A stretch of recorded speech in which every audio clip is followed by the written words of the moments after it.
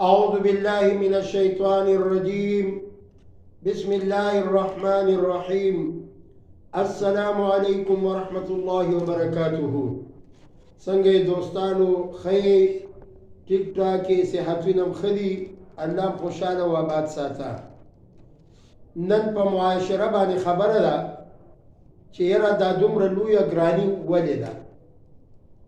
آیا دا د حکومت وجه ده که دا زمونږ او ستاسو د اعمالو وجه ده؟ نبی کریم صلی الله علیه وسلم فرمایي چې کله ستاسو عملونه کمزوري شو نو تاسو باندې به نوې عذاب راځي. چونکې زمونږ او ستاسو عملونه ځکه کمزوري شوي دي چې موږ او تاسو د اهم عبادت نه یو طرف ته شوي یو.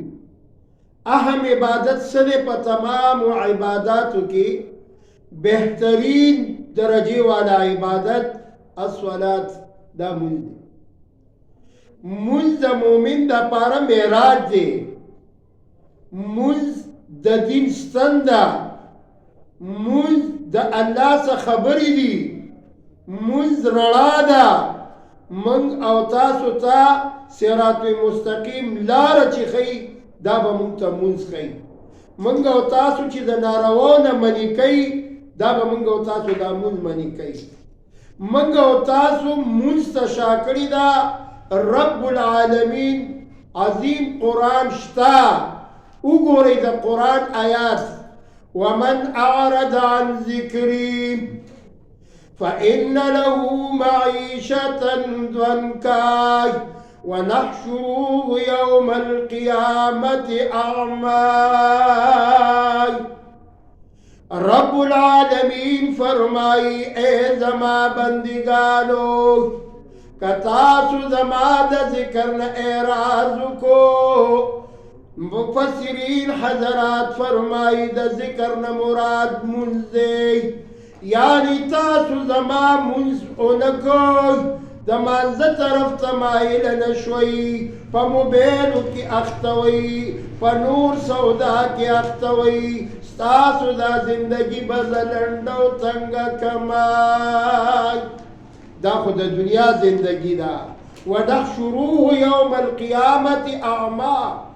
اے بندگانو په ورځ د قیامت چې د قبر نه راپاڅوم نو اعما ړانده به م راپاڅوم.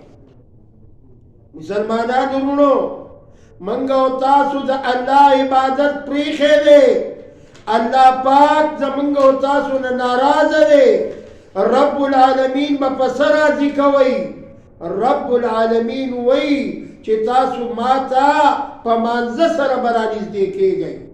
که چېرې تاسو ما ته په مانځه سره نه راجمع کېږئ ستاسو یو عمل هغه ما ته مقبول نه دی. ځکه چې مونځ دا د کافر او د مسلمان په منځ کې یو فرق دی چې مؤمن به مونځ کوي، کافر مونځ نه کوي. نن مسلمان د کافر پر انکار کوي. کافر هم مونځ نه کوي، مسلمان هم مونځ نه کوي. کافر جوارګر دی، مسلمان هم جواری کوي. کافر زناکار دی، مسلمان هم زناکار دی. نو رب العالمین دی موږ او تاسو له صحیح په مانځه باندې عمل کولو توفیق راکړي. بإذن الله.